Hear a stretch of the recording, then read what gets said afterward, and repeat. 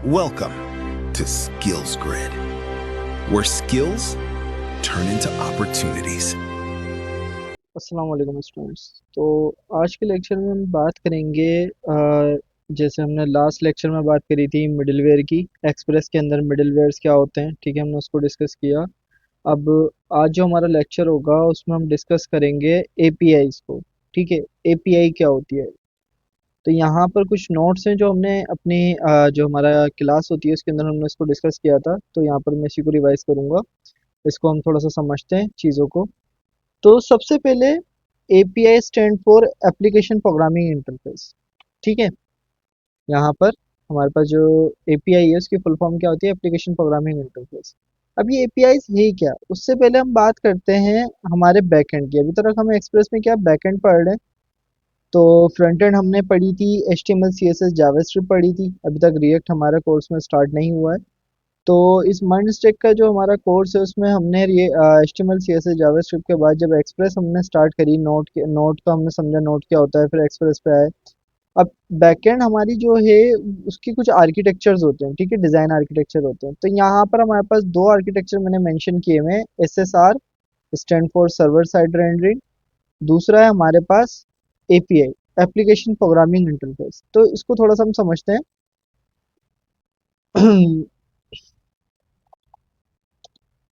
ठीक है, तो मैं व्हाइट बोर्ड को ओपन कर लेता हूँ।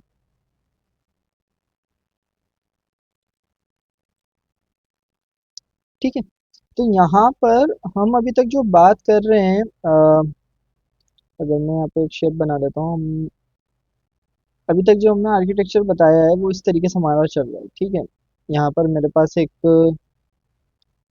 एक क्लाइंट है। ठीक है, ये मेरा क्लाइंट है जो कि अपने सिस्टम से हमारी वेबसाइट को यूज़ कर रहा होगा, हमारी वेबसाइट का कुछ यूआई वगैरह होगा। ठीक है, फिर क्लाइंट क्या कर रहा है, क्लाइंट आपको सेंड कर रहा है रिक्वेस्ट। हमारे पास रिक्वेस्ट सेंड हो रही है। ठीक है, ये हमारी क्या हो गई, ये हो गई हमारी रिक्वेस्ट। रिक्वेस्ट किसके पास जा रही है, सर्वर के पास। सर्वर के दरमियान मिडलवेयर है, हमने उसकी बात कर ली थी। ठीक है, इसको थोड़ा सा साइज कम कर लेते हैं। हमारे पास मिडलवेयर है, ये हमारा क्या है, ये मिडलवेयर है। अच्छा, अभी के लिए ज़रा मिडलवेयर को जो हमें पता है हम इसको पढ़ चुके हैं तो इसको भी हटा देते हैं। अभी डायरेक्ट हम बात करते हैं सर्वर की। क्लाइंट ने रिक्वेस्ट सेंड करी, हमारे पास सर्वर, यहाँ पे सर्वर। ठीक है, अब सर्वर जो हमें रिस्पॉन्स रिटर्न करेगा, रिस्पॉन्स हमारे पास आएगा, वो रिस्पॉन्स आपका हमें क्या मिलेगा, वो रिस्पॉन्स हमें मिलेगा जैसे कि हमने अभी तक जितना कोड करा। ठीक है, वो रिस्पॉन्स हमें मिलेगा HTML के अंदर।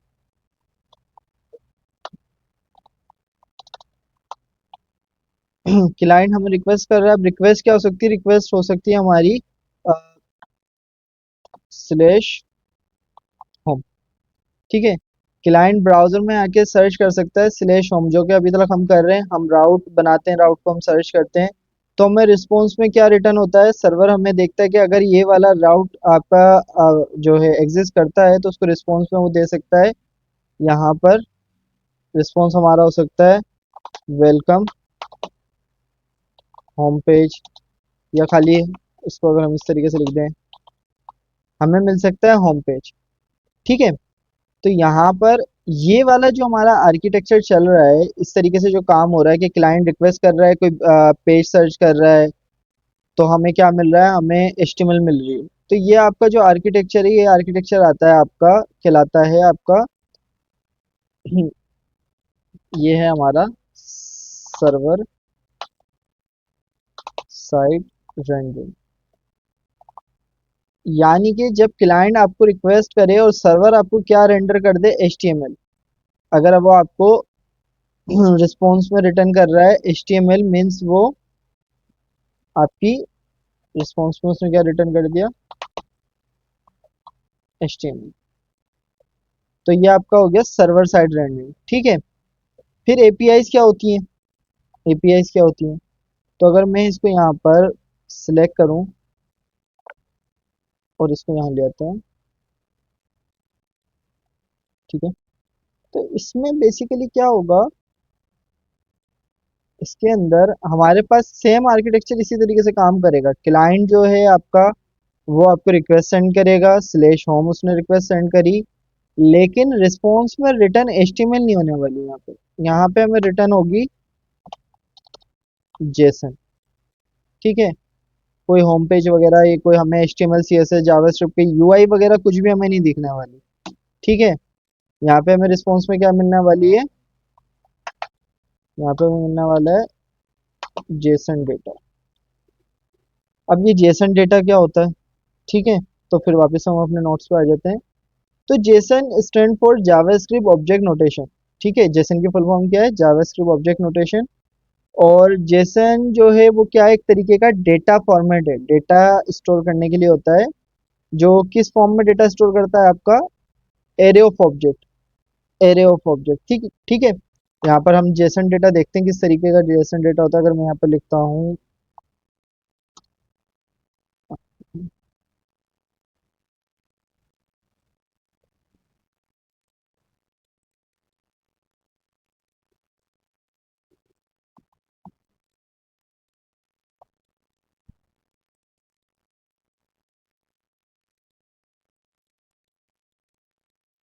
जी, तो यहाँ पर एक एपीआई है। अब ये एपीआई होती है, देखो इस तरीके से हम राउट सर्च कर रहे हैं। अभी जो हम जैसे हम लिखते हैं यहाँ पर आके, क्या लिखते हैं हम? Local host port slash home.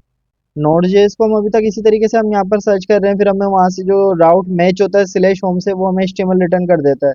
अगर हम कोड भी ओपन कर लें ताकि समझने में और आसानी हो, तो यहाँ पर अगर हम मर्न वाले फोल्डर में नोड जेएस में एक्सप्रेस में आते हैं, तो मैं इसको ओपन कर लेता हूँ वीएस कोड के अंदर। ठीक है, तो अगर मैं यहाँ पर, अगर मैं इसको रन कर लेता हूँ यहाँ पे, ठीक है मैंने इसको रन कर लिया। तो जैसे फॉर सपोज अगर मैं ब्राउजर में जाके लिख रहा हूँ स्लेश अबाउट, तो स्लेश अबाउट में मुझे क्या रेंडर होने वाली है? मुझे रेंडर होने वाली है एचटीएमएल। ठीक है, H1 टैग के अंदर होम पेज मिलेगा। अगर मैं यहाँ पर आता हूँ ब्राउजर के अंदर और मैंने स्लेश होम की जगह पे लिख दिया फॉर सपोज स्लेश अबाउट,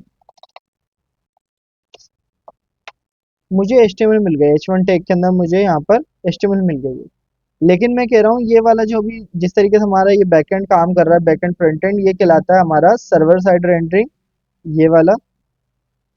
ठीक है, यानी कि मैं रिक्वेस्ट सेंड कर रहा हूँ, मैंने रिक्वेस्ट सेंड करी, उसने मुझे रिटर्न कर दिया होम पेज, और वो किस में होगा? HTML के अंदर। ठीक है, लेकिन अगर एपीआई की बात करें तो एपीआई हमें रिटर्न करेगी जेसन। अब जैसे कि यहाँ पर इस वेबसाइट पे मैंने एक एपीआई है, मैं इसको यूज करता रहता हूँ। ठीक है, आप फ्री एपीआई वगैरह देख सकते हैं, पेड भी होती हैं। अभी हम एपीआई को डिस्कस करते हैं, अभी उस पर नहीं जाते कि मुझे कैसे पता चला ये राउट यहाँ पर मिलेगा, कैसे मिलेगा, उसकी बाद में बात करेंगे। अभी सिंपल ये समझते हैं, यहाँ पर एक राउट है। ठीक है, जैसे हमारा ये एक राउट बन रहा है लोकल होस्ट, अब ये वाला हमारा एक राउट है। मैं इसको अगर कॉपी करता हूँ, ठीक है, मैंने इसको कॉपी करना है, ब्राउजर में आना है।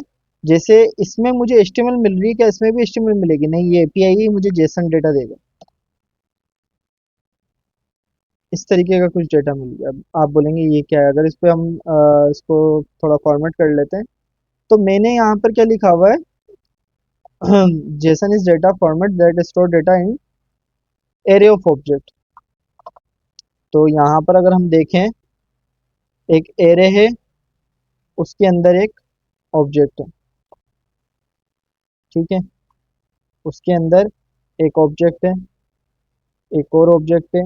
इस तरीके से एक एरे के अंदर मल्टीपल ऑब्जेक्ट्स हमारे पास आ रहे होते हैं जेसन के अंदर। ठीक है, तो Jason basically array of object, हमने एरे ऑफ ऑब्जेक्ट, एरे और ये जो ऑब्जेक्ट होते हैं हमने जावास्क्रिप्ट में पढ़े हैं। एरे हमारा कलेक्शन ऑफ एलिमेंट जो कि इंडेक्सेस के ऊपर डेटा स्टोर करता है। ऑब्जेक्ट हमारा जो की वैल्यू पेयर के अंदर डेटा स्टोर करता है। तो जेसन के अंदर इस तरीके से डेटा आ रहा होता है। अब आप बोलेंगे ये हमारे किस काम का? हमें तो कुछ, अगर हम इस पे एपीआई के ऊपर अपना बैकएंड बना रहे हैं, तो यूजर को तो ये जेसन डेटा समझ में ही नहीं आने वाला। और हम आज तक इस तरीके की कोई वेबसाइट हमने देखी नहीं जिसपे इस तरीके से डेटा आ रहा हो। आपको डेटा इस तरीके से मतलब शो जेसन में ही डेटा आता है, जेसन के अंदर। ये शो आप कैसे कराते हैं हम उसकी बात करते हैं। ठीक है, उससे पहले एसएसआर और एपीआई, ठीक है, इसके बारे में दोबारा से हम आते हैं।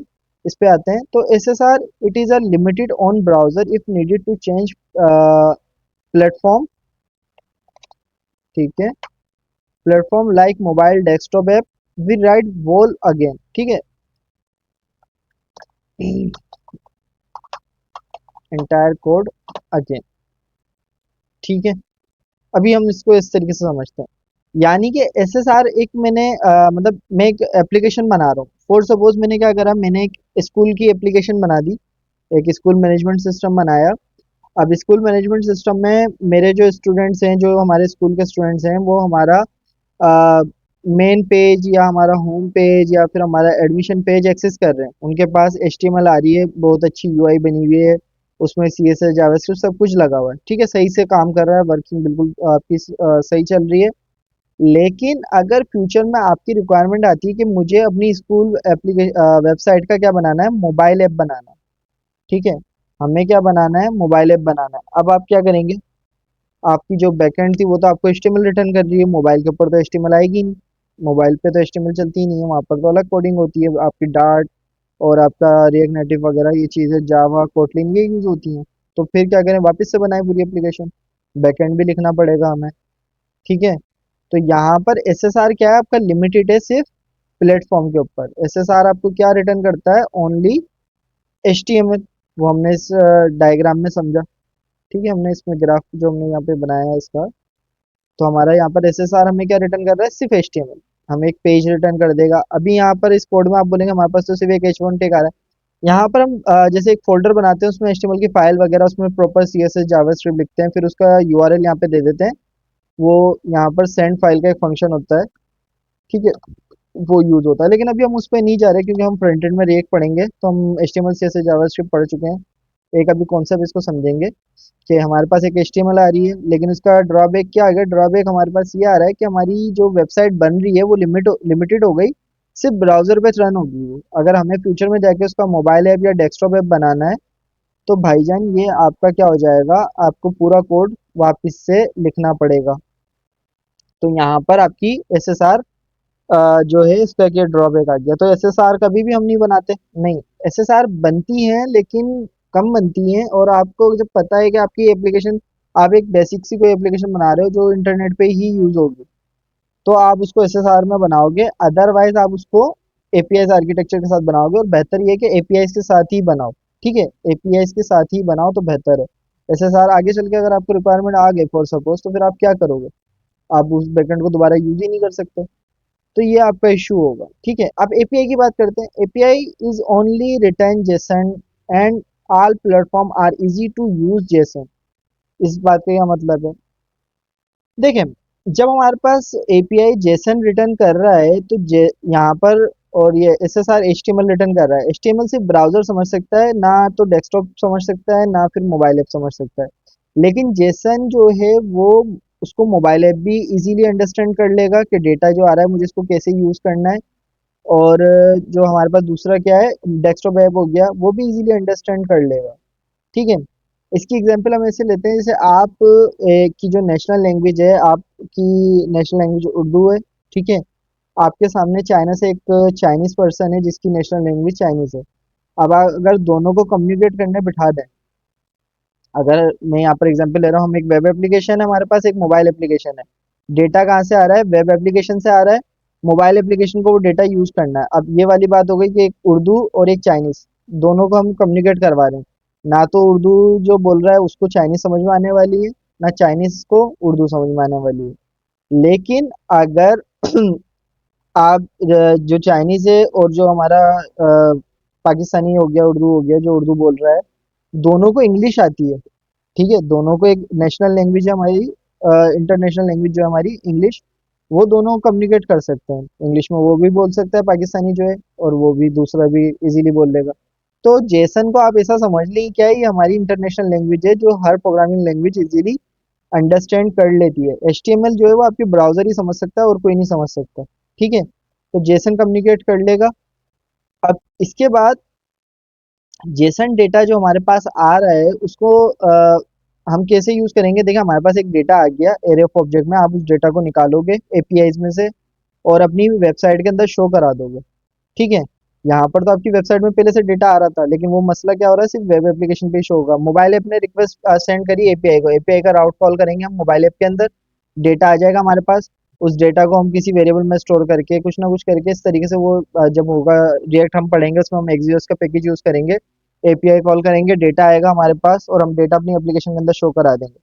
तो एपीआई से क्या हो रहा है, एपीआई हमारा बेनिफिट ये हो रहा है, हमें बैकएंड सिर्फ एक दफा लिखना पड़ रहा है। अब मैंने एक दफा वेब एप्लीकेशन बनाई, आगे चल के अगर मैं उसका मोबाइल ऐप बना रहा हूँ तो मुझे दोबारा से पूरा बैकएंड लिखने की जरूरत नहीं है। मैं उसी बैकएंड की एपीआई को कॉल कर दूंगा मोबाइल ऐप के अंदर।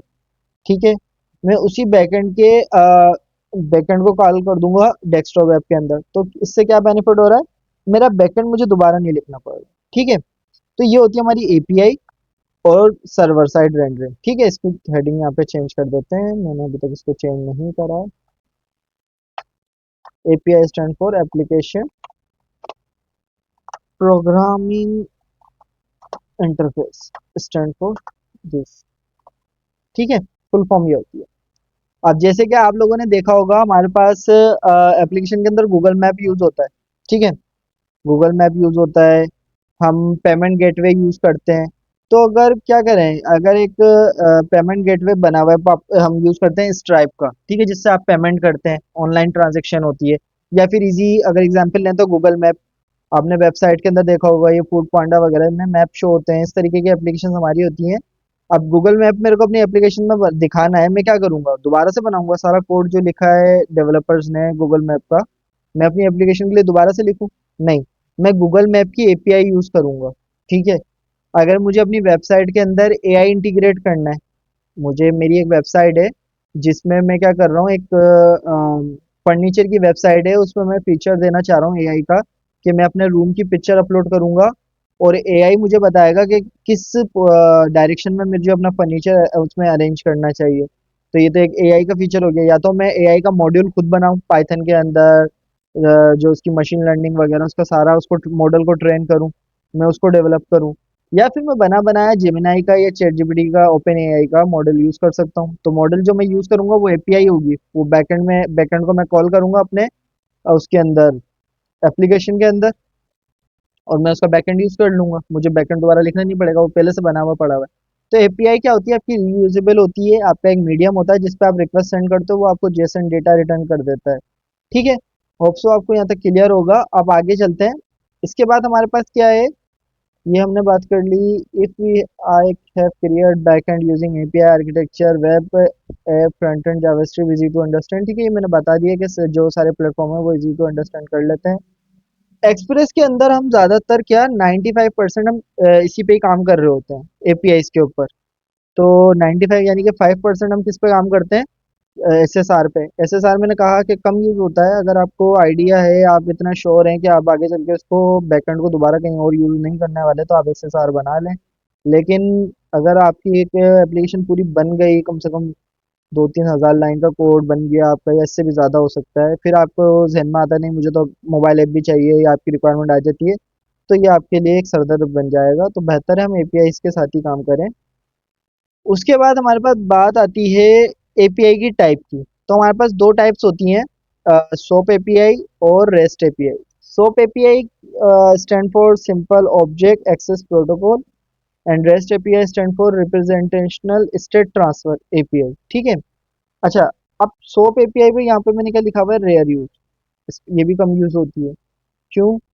सोप एपीआई हमें रिटर्न करती है, ये भी मतलब डेटा ही रिटर्न कर देती है। एपीआई की जाहिर सी बात है, ये भी हमें कोई यूआई रिटर्न नहीं करेगी, डेटा हमें एक फॉर्मेट में रिटर्न करती है। जैसन जैसे एक डेटा फॉर्मेट है, यानी कि बैकएंड का डेटा लेके आ रहा है ये भी, ऐसे एक्सएमएल भी डेटा लेके आ रहा होता है। लेकिन एक्सएमएल हमारा क्या होता है, एक अलग लैंग्वेज है। जेसन कोई अलग लैंग्वेज नहीं है, जेसन सिंपल एरे और ऑब्जेक्ट होते हैं जो हम जावास्क्रिप्ट में पढ़ चुके हैं, वो हम जावास्क्रिप्ट में इजीली यूज कर लेते हैं, दूसरी लैंग्वेजों में भी यूज हो जाते हैं। एक्सएमएल हमारी थोड़ी कॉम्प्लेक्स होती है, एचटीएमएल की तरह एक लैंग्वेज होती है, इसको हमें सारा टैग वगैरह, फिर इस पे डोम काफी यूज होती मतलब कॉम्प्लेक्स हो जाती है कंपेयर टू जेसन। तो ये रेयरली यूज होती है लेकिन यूज होती है। ये बैंकिंग एप्लीकेशन में, एंटरप्राइज एप्लीकेशंस और कुछ पुरानी एप्लीकेशंस में जहाँ पे ये यूज हुई हुई है। अगर आप में से किसी ने एंड्रॉइड स्टूडियो पे काम करा होगा तो वहाँ पे एक्सएमएल यूज होती थी। ठीक है, अब वो भी शायद कोटलिन में चेंज हो गई हो, मैंने उस पर जावा पे काम करा था तो उसमें एक्सएमएल यूज होती थी। और रिएक्ट के अंदर इसका थोड़ा कॉन्सेप्ट आएगा, हम JSX पढ़ेंगे तो वहाँ पर भी XML का ही कॉन्सेप्ट है। उसके बाद अ, यहाँ पे दो चीज़ें लिखी हुई हैं, सोप एपीआई और रेस्ट एपीआई। सोप एपीआई जो है आपकी, उसका मैंने बता दिया, ये आपको XML रिटर्न करती है। और जेसन वाली जो एपीआई है उसको कहा जाता है रेस्ट एपीआई। अगर आपकी एपीआई जेसन में डेटा रिटर्न कर रही है मीन्स वो कौन सी है, रेस्ट एपीआई। अब रेस्ट एपीआई जो है, अगर उसकी बात करें तो ये होती क्या है रेस्ट एपीआई। एपीआई जो हमने भी बात करी कि हमारा जेसन में डेटा रिटर्न करती है, और यहाँ पर अब इसका नाम आ गया रेस्ट एपीआई। एपीआई और रेस्ट एपीआई में क्या डिफरेंस है, ठीक है। डिफरेंस कुछ भी नहीं है, एपीआई होती है, लेकिन रेस्ट एपीआई अगर आप उसको कह रहे हो तो मतलब आपकी एपीआई में कुछ रूल फॉलो होने चाहिए, ठीक है। अगर आप अपनी एपीआई को कह रहे हो मैंने रेस्टफुल एपीआई बनाई है, तो रेस्टफुल एपीआई में क्या कुछ रूल फॉलो होंगे।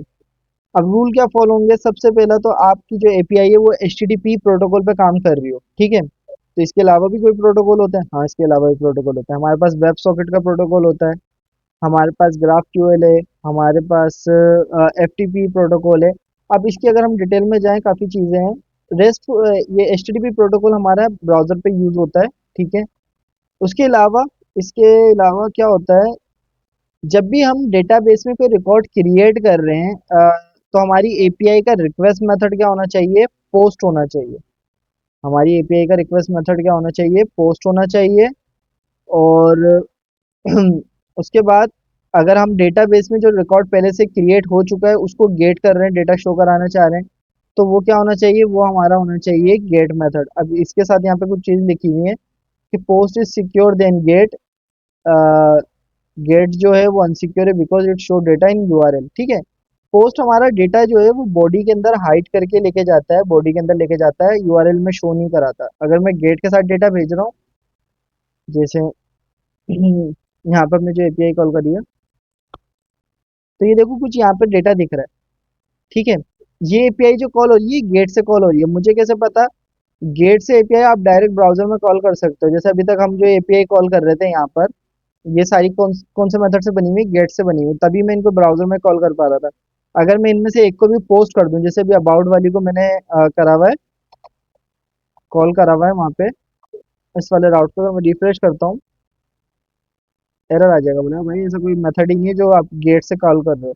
अगर आप, अच्छा, तो यहाँ पे जब मैंने इसका मेथड चेंज करा, पोस्ट करा, तो जब मैं इस राउट को एक्सेस कर रहा हूँ तो इसने क्या दे दिया, एरर दे दिया। यानी कि ब्राउजर के अंदर हम सिर्फ गेट राउट को एक्सेस कर सकते हैं, पोस्ट राउट को हम एक्सेस नहीं कर सकते। अगर मैं इसको फिर से गेट कर देता हूँ और रिफ्रेश करता हूँ तो मेरा होम पेज मुझे एक्सेस हो रहा है, लेकिन अगर मैं इसको पोस्ट करता हूँ तो ये आपका एक्सेस नहीं होगा, ठीक है। इसी तरीके से जैसे मैंने ये वाली एपीआई को कॉल करा था और ये एपीआई का डेटा शो हो गया, मीन्स ये एपीआई कौन सी हमारी, गेट मेथड की है, ठीक है। अच्छा, उसके अलावा रेस्ट एपीआई के अंदर हमें क्या करना है, जब हम डेटा इंसर्ट कर रहे हैं तो हमारा पोस्ट राउट होना चाहिए। जब हम डेटा शो करा रहे हैं गेट होना चाहिए डेटाबेस से।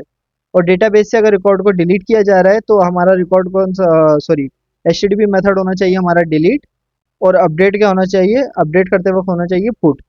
उसके अलावा यहाँ पर क्या यूज होता है, in REST API we use API status code, ठीक है। स्टेटस कोड जैसे कि आप लोगों ने देखा होगा 404, 404 हमें अक्सर मिलता है जब भी हमें इंटरनेट के ऊपर पेज अवेलेबल नहीं होता या हमेशा कोई राउट देते हैं जो एग्जिस्ट नहीं करता, तो हमारा 404 का एरर मिलता है। अगर सर्वर क्रैश हो जाए या सर्वर इंटरप्ट हो जाए, किसी तरीके से सर्वर में कोई इशू आता है, तो ये अब हमारा एरर है इंटरनल सर्वर एरर, जिसका स्टेटस कोड होता है 500, ठीक है।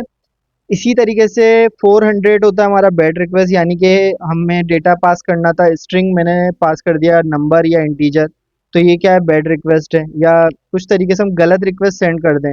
अनऑथराइज, यानी कि मैं क्लाइंट हूँ और मैं एडमिन का डैशबोर्ड एक्सेस करना चाह रहा हूँ, तो मेरा स्टेटस कोड होना चाहिए 401, ठीक है। तो इस तरीके से ये स्टेटस, सॉरी, ये वाला जो है हमारा अनऑथराइज, ये हमारा होता है अगर हम लॉगिन नहीं है और पेज को एक्सेस करने की कोशिश कर रहे हैं। और ये जो मैंने कहा कि क्लाइंट एडमिन का डैशबोर्ड एक्सेस करने की कोशिश कर रहा है, वो होता है हमारा फॉरबिडन 403, ठीक है। तो यहाँ पर अब हम एक एपीआई बना के देख लेते हैं। अभी तक हमने थ्योरी काफ़ी बात कर ली, थ्योरी के ऊपर एपीआई बनाते हैं, प्रैक्टिकल करके देखते हैं। ये जो हमारा कोड है ये सर्वर साइड रेंडरिंग का आर्किटेक्चर फॉलो कर रहा था, लेकिन अब एपीआई की अगर हम बात करें तो एपीआई कैसे, मतलब क्या सिंटेक्स होगा, किस तरीके से काम करेगी, उसको देख लेते हैं, ठीक है। अच्छा, एपीआई के साथ ही वैसे तो मैं खाली एपीआई आपको भी समझाना चाह रहा हूँ। ये CRUD ऑपरेशन जो यहाँ पे लिखा हुआ है इसकी अभी बात नहीं करें, मतलब इसको ज़्यादा डिटेल में अभी डिस्कस नहीं करेंगे, मैं सिर्फ एपीआई समझाऊंगा, लेकिन CRUD ऑपरेशन के थ्रू ही समझाऊंगा, तो थोड़ा सा इसका भी समझ लेते हैं। मतलब ज़्यादा डिटेल में नहीं जाएंगे। तो CRUD ऑपरेशंस हमारे क्या होते हैं, जब भी हम बैकएंड कर रहे होते हैं तो बैकएंड के अंदर हमारा 90% CRUD ही चल रहा होता है, 90% से ज़्यादा भी CRUD ही हो रहा होता है। CRUD होता क्या है? फॉर सपोज आपने कोई सोशल मीडिया अकाउंट पे मतलब सोशल मीडिया ऐप डाउनलोड करा, तो सबसे पहला स्टेप वहाँ पे क्या होगा, वहाँ पर आपको अपने आप को साइन अप करना पड़ेगा, यानी कि अपना अकाउंट क्रिएट करना होगा। आप किसी वेबसाइट पे जा रहे हैं, देन वहाँ पर भी आपको रजिस्टर करना पड़ता है, वो आप लॉगिन विद गूगल कर दें या फिर अपना खुद का अकाउंट क्रिएट करें। तो जो भी अकाउंट क्रिएट हो रहा है जिसमें हम डिटेल सबमिट करा रहे हैं डेटाबेस के अंदर, ठीक है, डिटेल दे रहे हैं, वो क्या होता है हमारा, वो कहलाता है क्रिएट। CRUD में कहलाता है क्रिएट, ठीक है। देन हमें उसके बाद सेकंड होता है हमारा रीड। रीड क्या होता है? रीड होता है जैसे कि आपने देखा होगा फेसबुक के ऊपर आपके पास पोस्ट शो हो रही होती हैं, जितनी भी पोस्टें होती हैं वो शो हो रही होती हैं, आपके फ्रेंड शो हो रहे होते हैं, डेटा शो हो रहा होता है। जब भी डेटा शो होगा तो वो क्या होगा हमारा रीड, जैसे कि यहाँ पे लिखा हुआ है मैंने, read record in database so we get. तो जो भी हमारा डेटा हम गेट करते हैं डेटाबेस से वो हमारा रीड का ऑपरेशन होता है। इसी तरीके से अगर आप अपना यूजर नेम अपडेट कर रहे हैं, पासवर्ड अपडेट कर रहे हैं, पोस्ट की जो आपने उसको डिस्क्रिप्शन दिए, टाइटल दिया है, वो चेंज कर रहे हैं, तो ये सारा आपका किस में आ जाता है, अपडेट के अंदर। और कुछ भी अगर हम डिलीट कर रहे हैं, पोस्ट डिलीट कर रहे हैं, कमेंट डिलीट कर रहे हैं, तो ये हमारा डिलीट के अंदर आता है। अब ये डिलीट अपडेट हर एप्लीकेशन के अंदर होता है, ठीक है। आप कोई हॉस्पिटल मैनेजमेंट सिस्टम बना रहे हैं, वहाँ पे आप पेशेंट को ऐड करेंगे, पेशेंट को डिलीट करेंगे, पेशेंट का डेटा शो कराएंगे। डॉक्टर अपॉइंटमेंट क्रिएट करेगा, उसकी अपॉइंटमेंट होगी, वो अपॉइंटमेंट को देखेगा तो रीड हो रहा होगा। अपॉइंटमेंट में उसको कुछ चेंज करना है, पेशेंट को अपनी कोई डिटेल चेंज करनी है, तो ये अपडेट डिलीट कर ये हमारा घूमता फिरता रहता है बैकएंड के अंदर। तो अभी मैं क्रिएट की एपीआई बनाता हूँ डेटाबेस के साथ, ठीक है। डेटाबेस में आ जाते हैं। अब यहाँ पे मैं मोंगोडीबी भी क्या नाम है यूज करूंगा, और मोंगोडीबी एक हमारा डेटाबेस होता है जो कि डेटा को परमानेंटली स्टोर कर लेता है, ठीक है। अगर मैं वेरिएबल के अंदर डेटा रखता हूँ तो वो मेरा जब नया डेटा आएगा तो पुराना वाला डेटा ओवरराइट हो जाएगा, ये हमें पता है। वेरिएबल एक कंटेनर होता है जिसमें डेटा स्टोर होता है, और जब भी हम उसके अंदर नया डेटा साइन करते हैं तो पुराना वाला हमारा ओवरराइट हो जाता है। तो मैं यहाँ पे डेटाबेस यूज़ करूँगा। अब आपने परेशान नहीं होना है कि डेटाबेस क्या होता है, इसको नेक्स्ट क्लास के अंदर हम डेटाबेस कनेक्टिविटी कैसे हुई है, CRUD को दोबारा से मैं बताऊँगा, और कनेक्टिविटी को इनको सबको अच्छे तरीके से समझेंगे। अभी सिर्फ इतना समझ लेते हैं कि एपीआई जेसन में डेटा कैसे रिटर्न कर रही है, जेसन में डेटा आएगा कैसे, सिर्फ ये देख लेते हैं, ठीक है। तो यहाँ पर मेरे पास एक फ़ोल्डर है, और फ़ोल्डर के अंदर मेरे पास नोड जेएस के अंदर एक फ़ोल्डर बना हुआ है CRUD, ठीक है। ये इसको मैं यहाँ पर डिलीट कर देता हूँ, दोबारा से हम स्टार्ट से बना लेते हैं। और मोंगोडीबी क्या होता है? मोंगोडीबी हमारा एक डेटाबेस है, मोंगोडीबी कंपास। इसका मैं क्लास में भी बता चुका हूँ, आपने इसको डाउनलोड कर लेना है, ठीक है। मैं अगर क्लास में इसकी इंस्टॉलेशन बताऊंगा थोड़ा टाइम हमारा वेस्ट होगा, तो आप कोशिश करें इसको डाउनलोड कर लें। कैसे होगा यूट्यूब वगैरह से आप लोग देख लीजिएगा इसको। फिर भी अगर किसी को इशू आता है तो फिर मुझे बता दिएगा, मैं देख लूंगा इसको, आपको बता दूंगा, अदरवाइज इतना इशू आएगा नहीं। तो ये आपको डाउनलोड करना पड़ेगा अपने सिस्टम के अंदर, जैसे वीएस कोड आपने डाउनलोड करा है, तो यहाँ पर इसमें हमारा डेटा आएगा। तो क्लास के अंदर जो हमारी लाइव क्लास चल रही थी उसके अंदर मैंने डेटाबेस बनाया था, मैं उसको कर दूंगा डिलीट। तो यहाँ पर मेरा डेटाबेस बना हुआ है स्किल ग्रिड के नाम से, ठीक है, इसको यहाँ पे मैं कर दूंगा डिलीट।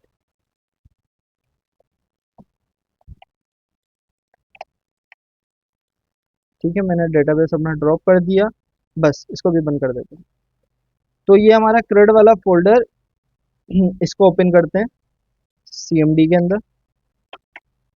और मुझे यहाँ पे कमांड रन करनी है जब भी हम नया फोल्डर बनाते हैं। ये मैं फोल्डर ही डिलीट करके बनाता हूँ क्योंकि इनिशियलाइज वगैरह स्टार्टिंग से करते हैं। मैंने फोल्डर डिलीट कर दिया ये वाला, ठीक है। अब नया फोल्डर दोबारा सेम नाम से बना लेते हैं, CRUD, और इसको ओपन कर लेते हैं CMD, ठीक है। तो नया फोल्डर है हमारा, यहाँ पर मैंने सबसे पहले इसको इनिशियलाइज करना है, तो इनिशियलाइज हमारी कमांड होती है npm init -y, ठीक है।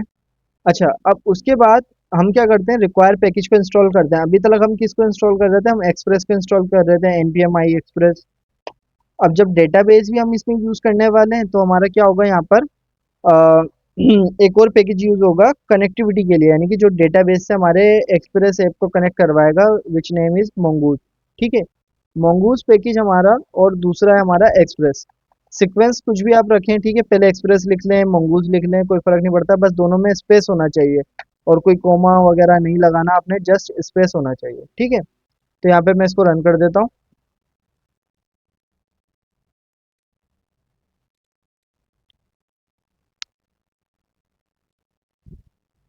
ठीक है, तो यहाँ पे हमारे ये दोनों पैकेज इंस्टॉल हो चुके हैं। अब इसको ओपन कर लेते हैं VS कोड के अंदर।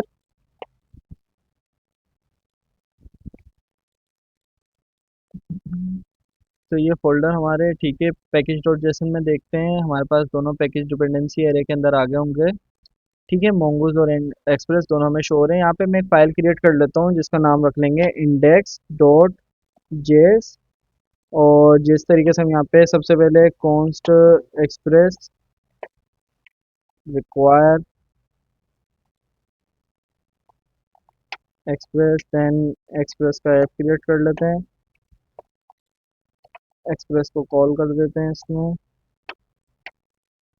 ठीक है, इसके बाद मैं इसके ऊपर ही मोंगूज को भी रिक्वायर कर दूंगा। ठीक है,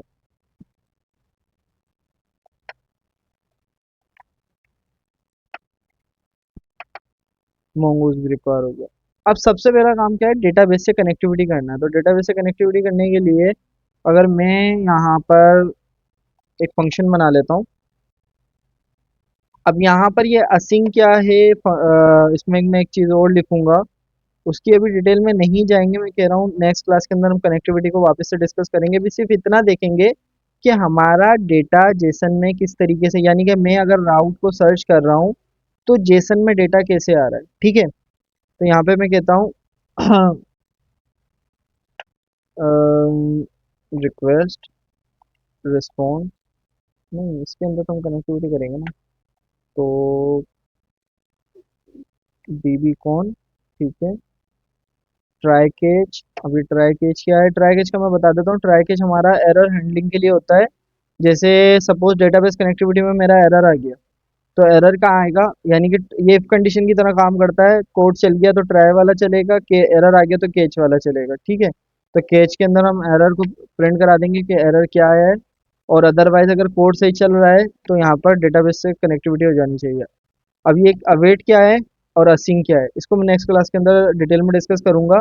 अभी के लिए इतना समझ लो कि हमारा जो जावास्क्रिप्ट के अंदर हैवी टास्क होते हैं, जिसको जावास्क्रिप्ट एग्जीक्यूट करने में टाइम लेता है, वो हमें एक प्रॉमिस रिटर्न करता है। ठीक है, प्रॉमिस रिटर्न करता है, तो जहाँ भी जिस लाइन पे हमें प्रॉमिस मिलता है वहाँ पे हमें अवेट लगाना पड़ता है, यानी कि हम क्या अवेट करवा दो उस टास्क को। और अवेट कभी भी बगैर असिंग फंक्शन के यूज नहीं होता। ठीक है, तो यहाँ पे मैं क्या करूँगा, मोंगूज में जाओ, मोंगूज में एक कनेक्ट नाम का फंक्शन होगा, उसको यहाँ पे कॉल करेंगे, और उसके अंदर हमें क्या देना पड़ेगा, डेटाबेस का यूआरएल। अब यूआरएल हमें कहाँ से मिलेगा, आपने जाना है मोंगोडीबी में। ठीक है, अच्छा इसको हम वैसे लिख भी सकते हैं, आपको याद होना चाहिए ये, MongoDB colon slash slash 127 dot zero dot zero one. ठीक है, ये आपका आईपी एड्रेस हो गया, प्रोटोकॉल आपका मोंगोडीबी हो जाएगा, पोर्ट हो जाएगी 27017।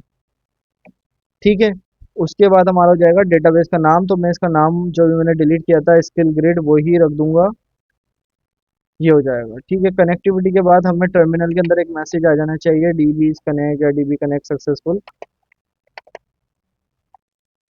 बस इतना काम हो जाना चाहिए। अब इसके बाद आप क्या करें, डीबी कॉन को कॉल कर दें, यानी इस फंक्शन को कॉल कर दें। अगर यहाँ पर हम इसको रन करते हैं, node moon dB is connect.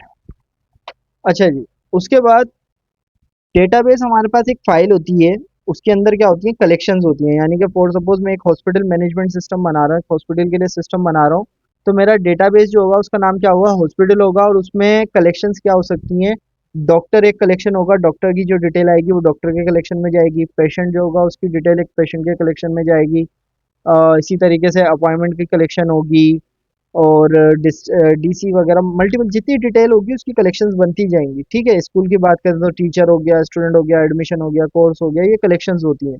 एक स्कूल का डेटाबेस होगा, उसमें कलेक्शन बनेंगे।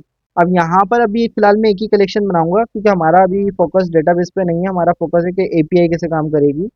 तो कलेक्शन बनाने के लिए मैं यहाँ पे लिखूंगा const schema equal to new mongoose में जाओ, उसमें से क्या निकालो आप, स्कीमा की क्लास।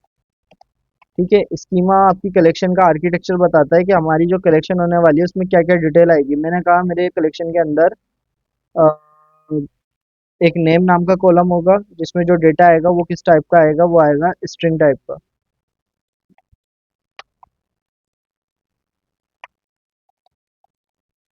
ठीक है, इसके अलावा अगर हम स्टूडेंट का बना रहे हैं यहाँ पे, तो स्टूडेंट का नेम होगा, स्टूडेंट का कोर्स होगा और स्टूडेंट की फीस होगी। ठीक है, तीन उसकी कलेक्शन में डिटेल हो सकती हैं।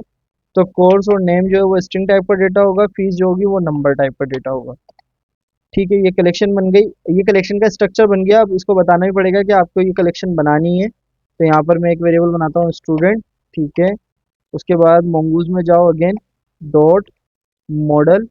मॉडल क्या करेगा, ये आपके डेटाबेस के अंदर यहाँ तक ये फंक्शन कॉल हुआ, इसने डेटाबेस क्रिएट कर दिया होगा। उसके बाद ये मॉडल जो है आपकी कलेक्शन क्रिएट कर देगा। ठीक है, तो यहाँ पर मैं अपने टेबल का कलेक्शन का नाम दे दूंगा स्टूडेंट्स। ठीक है, ये यहाँ पर मेरा सिंगुलर रहेगा, ये प्लुरल रहेगा। उसके अलावा आप स्टूडेंट वाली कलेक्शन पे क्या रूल फॉलो करना है, क्या मतलब स्ट्रक्चर बनाना है, वो हम इस स्कीमा में बता चुके हैं कि हमारे तीन फील्ड्स होंगी, मतलब जिनमें डेटा आने वाला है, इन तीनों में आएगा और इस टाइप का डेटा आएगा। ठीक है,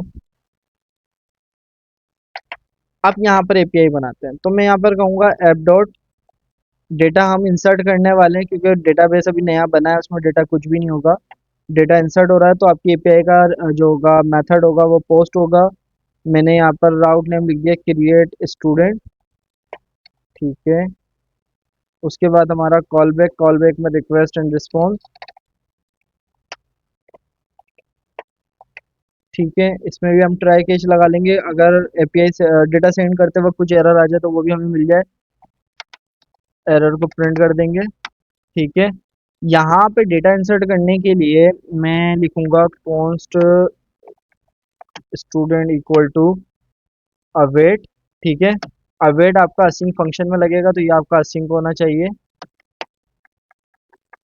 ये भी मतलब डेटाबेस में डेटा क्रिएट करना, जो भी डेटाबेस की क्यूरीज होंगी वो आपका हैवी टास्क होता है। ठीक है, टाइम कंज्यूमिंग टास्क होता है, तो हमारा वेट लगेगा उसके अंदर। उसके बाद हमने ये जो अपना स्कीमा यानी कि अपनी कलेक्शन क्रिएट करी है जिस वेरिएबल के अंदर, उससे हम कहेंगे क्या करें आप, स्टूडेंट के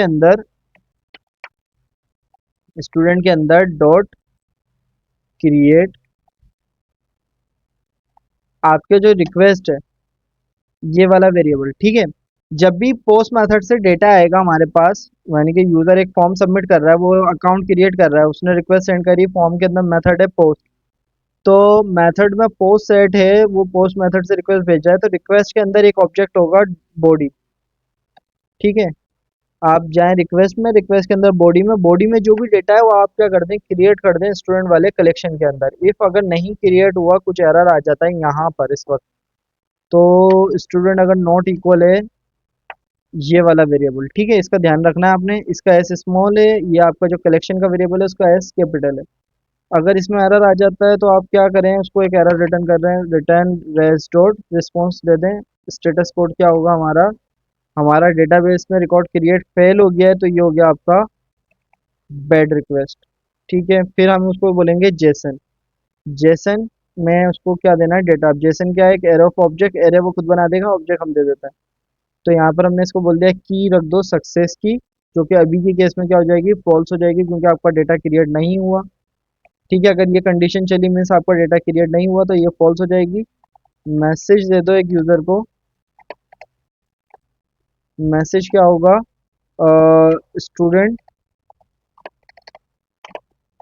क्रिएट फेल्ड।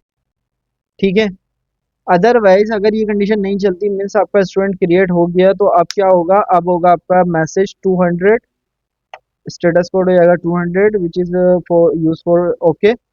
यानी कि हमारा ओके का अगर स्टेटस होता है तो 200 होता है। उसके अलावा सक्सेस की ट्रू हो जाएगी और यहाँ पर फेल्ड की जगह पर हम सक्सेसफुल दे देंगे।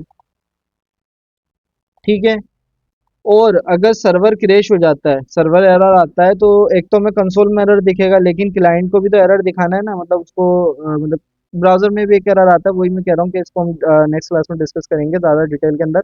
अभी सिर्फ जैसे ये क्या 500 क्या है, अगर सर्वर क्रैश हो गया 500 होगा, सक्सेस की वापस से फॉल्स हो जाएगी, और इस बार मैसेज हो जाएगा इंटरनल सर्वर एरर, यानी कि सर्वर की तरफ से कुछ मसला हुआ है। तो ये हमारी एक पोस्ट की एपीआई बन गई। उसके अलावा उसके अलावा यहाँ पर हम ऐप डॉट लिसन कर देते हैं, यानी कि अपने सर्वर को स्टार्ट करते हैं। सर्वर जो है मेरा वो चलने वाला है 80 पोर्ट के ऊपर। कॉल बैक पास कर देते हैं इसके अंदर। कॉल बैक में मैसेज हो जाएगा हमारा सर्वर रनिंग। ठीक है, अभी रनिंग रन लिख देते हैं, इतना हमें पता चल जाए। तो भाईजान सर्वर यहाँ पर हमारा क्या है, रन है, और डीबी कनेक्ट सक्सेसफुल। ठीक है, तो यहाँ पर अब आपके सामने मैंने ब्राउजर के अंदर क्या नाम है, पोस्ट की एपीआई को अगर कॉल करा तो वो तो दे देगा एरर, ब्राउजर तो इसको सपोर्ट ही नहीं करता। ठीक है, तो फ्रंट एंड से तो क्लाइंट अगर फॉर्म की रिक्वेस्ट भेजेगा, फॉर्म बना के उसमें पोस्ट डेटा भेज सकते हैं, एक ही तरीका होता है हमारे पास फॉर्म के थ्रू। तो अभी फ्रंट एंड तो मैं बनाने अगर बैठ गया तो 2 घंटे मतलब ज़्यादा टाइम लग जाएगा, अभी हमारा वो टास्क है ही नहीं। तो हमारे पास एक कुछ तरीका होना चाहिए ना पोस्ट राउट को भी टेस्ट करने के लिए। तो हमारे पास कुछ टूल होते हैं जो कि आपकी एपीआई टेस्टिंग के लिए यूज होते हैं, जिसमें से सबसे लाइट वेट है थंडर क्लाइंट। ठीक है, ये वाला। अब ये आपको कहाँ से मिलेगा, ये आपको वीएस कोड में जाके टाइप करना है, थंडर क्लाइंट एक्सटेंशन वाले सेक्शन के अंदर। ये एक्सटेंशन है थंडर क्लाइंट, ये आपने इंस्टॉल कर लेना है। अगर किसी को समझ में नहीं आया, आप लोग यूट्यूब पे भी सर्च करेंगे how to install Thunder Client extension, वो भी मिल जाएगा। बाकी ये आपके सामने एक्सटेंशन, इस पे जाके टाइप करना है, ये आ जाएगा, ये इसको इंस्टॉल कर लेना। मेरे केस में इंस्टॉल हुआ है, आप लोग कर लीजिएगा। ठीक है, तो ठंडे क्लाइंट को मैं यहाँ पे ओपन करता हूँ, और ठंडे क्लाइंट में एक न्यू रिक्वेस्ट को जनरेट करता हूँ। बाय डिफॉल्ट ये गेट मेथड से जा रही है, मेरा पोस्ट मेथड है, और यहाँ पर मैं अपना यूआरएल पास कर दूंगा लोकल होस्ट। ठीक है, पोर्ट मेरी है 80। अच्छा, अब रिकॉर्ड क्रिएट करना मीन्स रिकॉर्ड देना भी तो पड़ेगा, तो यहाँ पर आप देखें बॉडी, बॉडी के अंदर आएंगे। हमारी एपीआई कौन से टाइप का डेटा एक्सेप्ट करेगी, जेसन। जेसन में क्या है, एक ऑब्जेक्ट। तीन चीजें बताई हैं हमने वहाँ पे, क्या क्या है, नेम कोर्स फीस। तो यहाँ पे मैं बोलूंगा नेम जो होगा, नेम हो गया रजा, स्टूडेंट का नेम क्या है, रजा हो गया। कोर्स क्या है उसका, कोर्स है उसका मर्न स्टेक। ठीक है, इसके अलावा फीस क्या है, फीस हमारा नंबर टाइप डेटा है, तो वो कोटेशन में नहीं आएगा, फीस है उसकी 7000। ठीक है, फीस हो गई। यहाँ पर मैं अगर इसको सेंड करता हूँ तो मुझे यहाँ पर ओके का स्टेटस मिला, और ये डेटा आ गया जेसन टाइप का। ठीक है, डेटा आ गया जेसन टाइप का, डेटाबेस में आ गया होगा ये डेटा। अगर हम यहाँ पर आते हैं, रिफ्रेश करते हैं, स्किल ग्रिड, ये हमारा डेटाबेस, उसमें एक कलेक्शन है स्टूडेंट्स के नाम से, जिसमें डेटा नहीं आया। अच्छा, एक चीज़ मैं मिस कर चुका हूँ, वो मैं आपको बताता हूँ।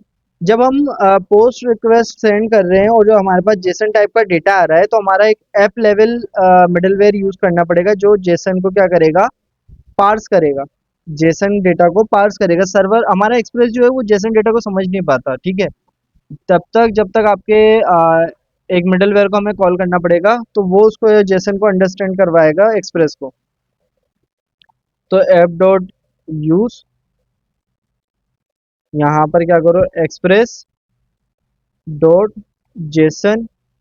ठीक है, ये मैंने लिख दिया। अभी ये जितनी चीज़ें आपको इसमें कंफ्यूज कर रही होंगी, क्योंकि मेरा भी सिर्फ हमारा मोटिव क्या है, हमें ये समझना है जेसन डेटा कैसे रिस्पॉन्स रिटर्न हो रहा है।